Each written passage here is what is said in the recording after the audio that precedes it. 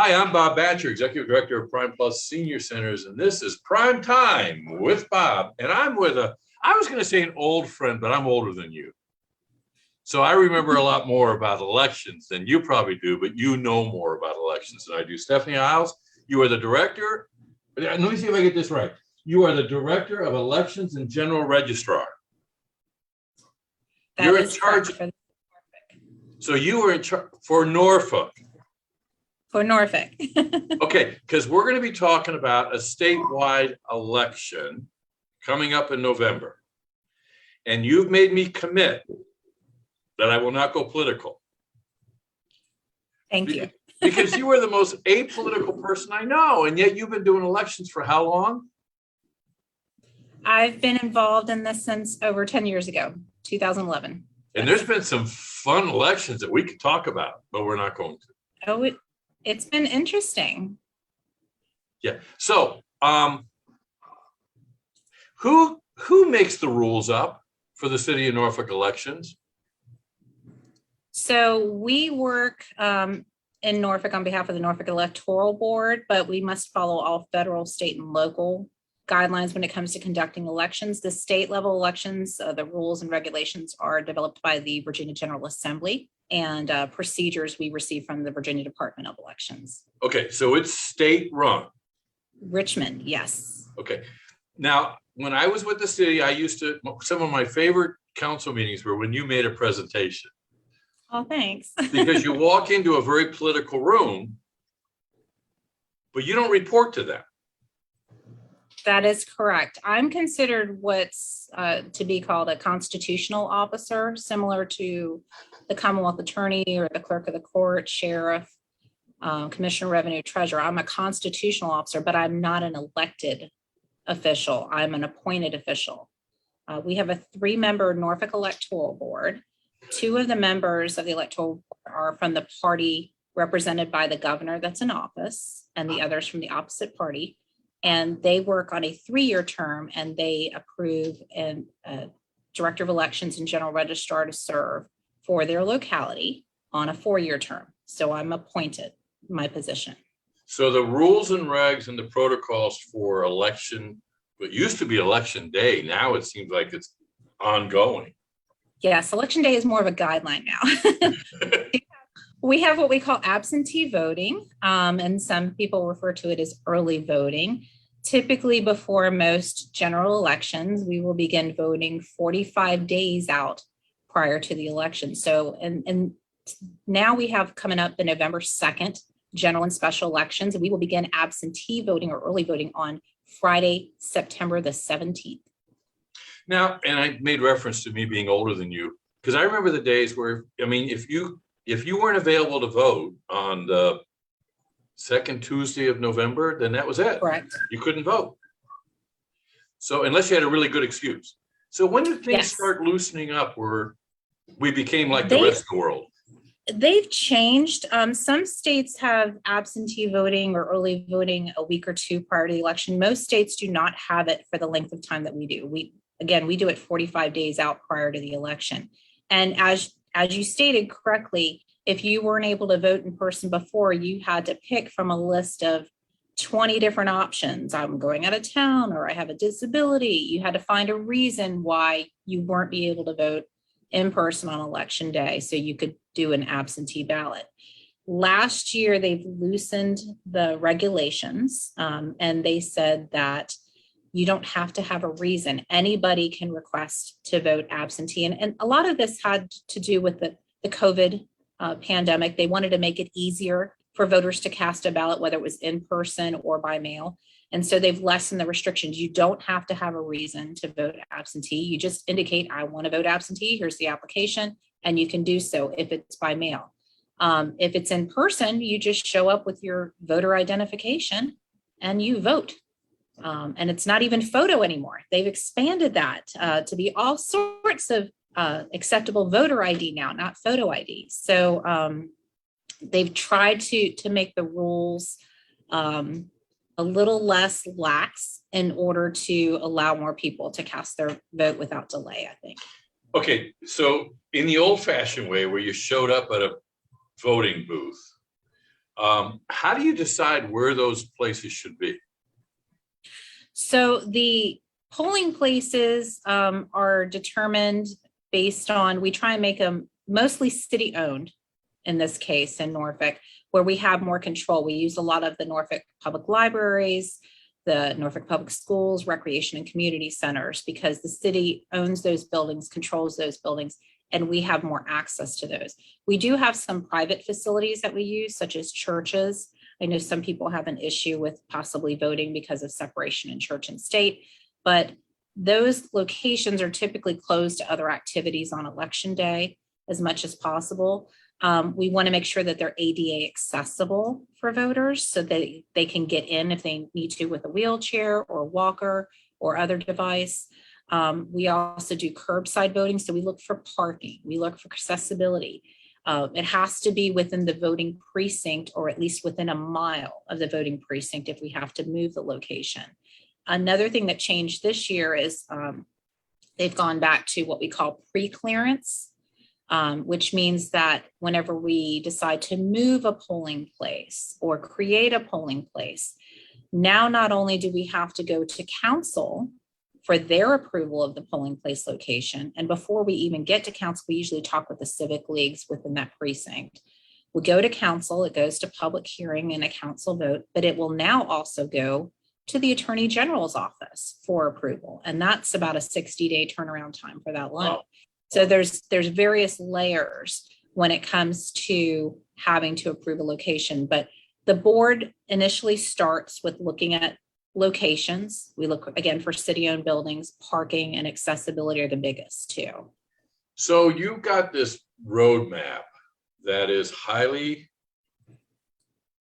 regulated. Yes.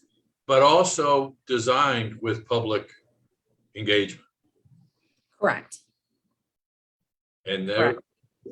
That's the one thing I love about my job. I think the best is the rewarding feeling of helping voters exercise that most civic duty of casting their ballot, educating them on how to register to vote, how to absentee vote, and or how to cast a ballot. You've got people, we are such a very transient area. You've got people that come in, military families. You've got college students. We have a large homeless population, unfortunately, but people will come from all over to this area and they might be used to doing it how they did it back home, which may have been somewhere, California or New York. Every state is different. And to educate the voters and to work with the voters to get them to be able to cast a ballot, that's just very rewarding. I love that. So if I'd done this interview with you pre-Obama election, I would have asked you, tell me what your life is going to be like on November 10th. Yes.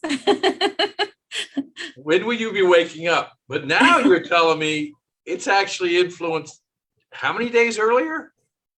45 days. And we start planning more than, we're about 90 days out. We start planning for the elections.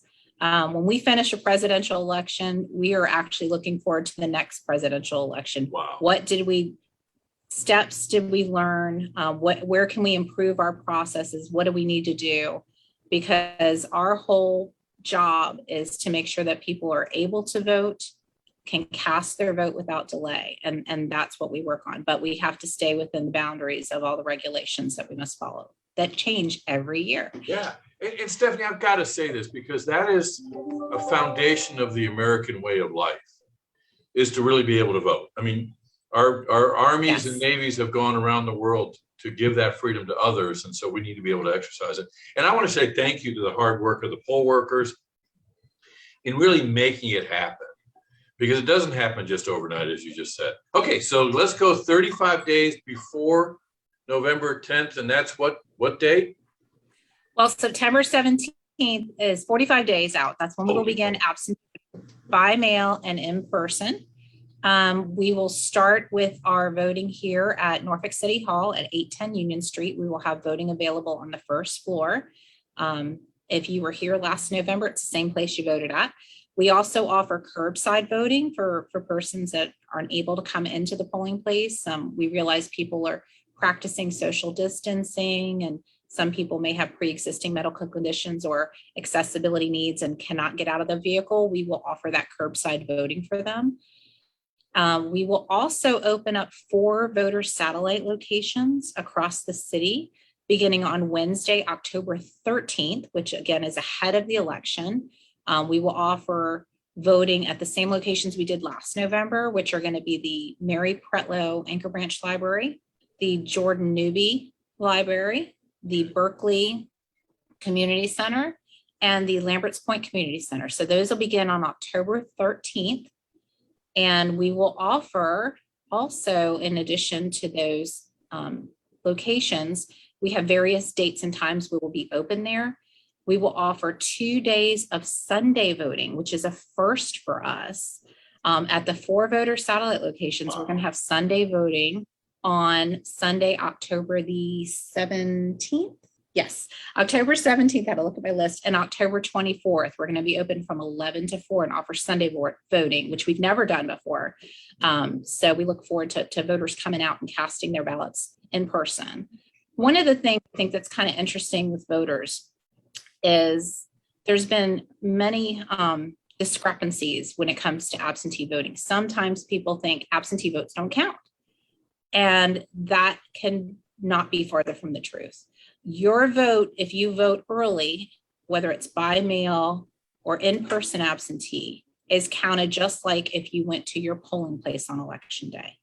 All votes are counted. So it's important that people get out and vote, whether they do it from the comfort of their home and their recliner, or they go to the polling place on election day or prior to election day during the absentee voting period. It's so important that people vote. We've had elections that have been very, very close in number, where we've had what I call the bad 4-letter word, also known as recount, where it separated those votes by a handful of people.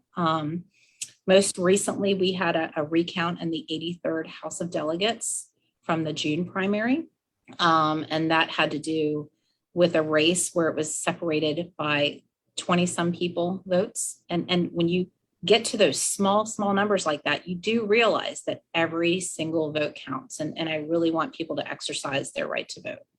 You've done a nice job, I think, of really talking about the process and the importance of the process. But there are people saying, I don't know who to vote for. I mean, this is a very important election because it is the first statewide election after the presidential. So do you encourage people? I know like the Hope House is having an event on November 2nd where they'll have a candidate forum and talk about who to vote for. Are those helpful to the election process to have those kind of events? I think it's very helpful. There are several organizations we work with, and Hope House is one of them. We've also worked with the Independence Center out in Virginia Beach and the senior homes.